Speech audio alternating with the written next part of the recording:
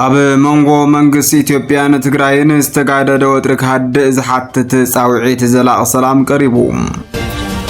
ነበር ፈጻም ስራሕ መንገዲ ኣየር ኢትዮጵያ ኣይተ ተወልደ ገብረ ማርያም ፈጻም ስራሕ መንገዲ ኣየር ህንዲ ኮይኖም ከም ዝተሾሙ ተፈሊጡ ሩስያዊት ድሮን ንሓደ ሓረስታይ እናሃደነቶ ዘርኢ ቪድዮ ኣዘራራቢ ኮይኑ ውዕሉ ሰላምታና ኣነናብ ዘለኹም ወይ ብዛሕኹም ክቡራትን ክቡራንን እዚ ሮራ ሚድያ እዩ ኖ ትኩስ ሓበሬታ ዝዕለት ከም ዝስዕብ ኣዋዲድና ቀሪብናልኩም ኣለና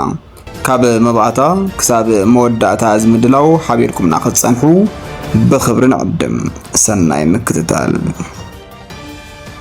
ኣብ መንጎ መንግስቲ ኢትዮጵያን ትግራይን ዝተጋደደ ወጥሪ ክሃድእ ዝሓትት ጻውዒት ዘላቕ ሰላም ቀሪቡ ነቲ ጻውዒት ዘላቕ ሰላም ዘቕረበ ፋውንዴሽን ሰላም ኣውሮፓ ኢፒኤፍ 28 ሓምለ 2018 ዓመተ ምህረት ኣብ ዘውፅኦ መግለጺ ጥቅምቲ 2013 ዓመተ ምህረት ንዝጀመረ መስካዕክዕን ደማውን ኩናት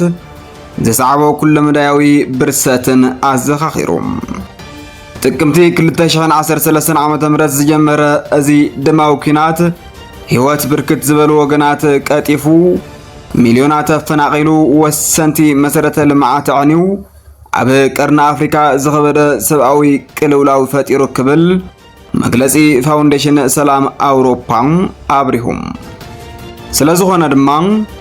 ዝሓለፈ ኩሉ መዳያዊ ኪሳራ ኣብቂዑ ክልቲኦም ተጓነዝቲ ኣካላት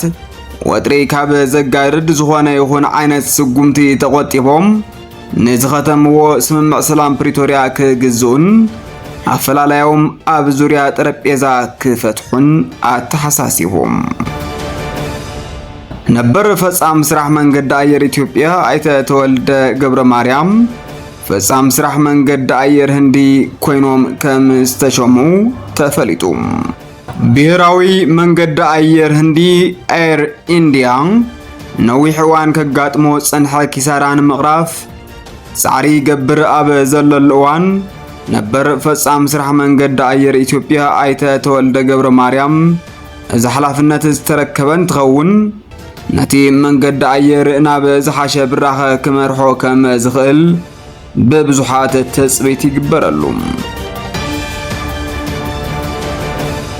ራሽያዊት ድሮን ንሓደ ሓረስታይ እናሃደነቶ ዘርኢ ቪድዮ ኣዘራራቢ ኮይኑ ውዒሉ ፕረዚደንት ሃገረ ዩክሬን ቮሎዲሚር ዘለንስኪ ሓንቲ ብርሕቐት ትዝወር ድሮን ንሓደ ኣብ ደቡባዊ ዩክሬን ዝርከብ ሰላማዊ ሰብ እንትተሃድኖን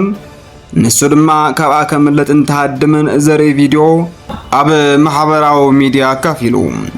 ዘለንስኪ እዚ ተግባር እዚ ሩስያ ኣብ ልዕሊ ሰላማውያን ሰባት ተካይዶ ዘላ ሰብኣዊ ሃደን ዝመስል መጥቃዕቲ መርኣያ ምዃኑ ገሊጹ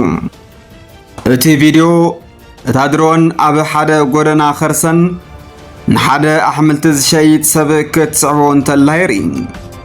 እቲ ሰብ ካብታ ኣብ ልዕሊኡ ትዝንቢ ዝነበረት ድሮን ከምልጥ ኣብ ጥቓ ሓንቲ ጻዕዳ መኪና ክጎይ እንተሎ እታ ድሮን ተኸቲላቶ ብምኻድ ኣብ መወዳእታ ኣብ ልዕሊኡ ተኩሳ እቲ ዩሪ ዝተባሃለ ወዲ 52 ዓመት ሸቃጣይ ኣሕምልቲ ካብቲ መጥቃዕቲ ብህይወት እኳ እንተተረፈ ብሰንኪ ዝወረዶ መቁሰልትን ጸቕጢ ኣእምሮን ኣብ ሆስፒታል ከም ዝርከብ ተሓቢሩ ሰብኣዊ ሃደን ተባሂሉ ጽዋዕ ብርሕቐት ዝዝውራ ድሮናት ኣብ ልዕሊ ሰላማውያን ሰባት ብምውፋር ሩስያ ንነበርቲ ኣብ ግንባር ዝርከባ ከተማታት ንምርባሽን ንምፍራሕን ተጥቀመሉ ምህላዋ ዩክሬን ትኸስስ ፕረዚደንት ዘለንስኪ ኣብ ዝጸሓፎ መልእኽቲ ዓለም ነዚ ክትሪኢ ኣለዋ ሩስያ ዓቢዳ ከም ዘላን ወታደራት ሩስያ ድማ ሰባት ብምቕታልን ምስቃይን ከም ዝሕጎሱ ዘርኢ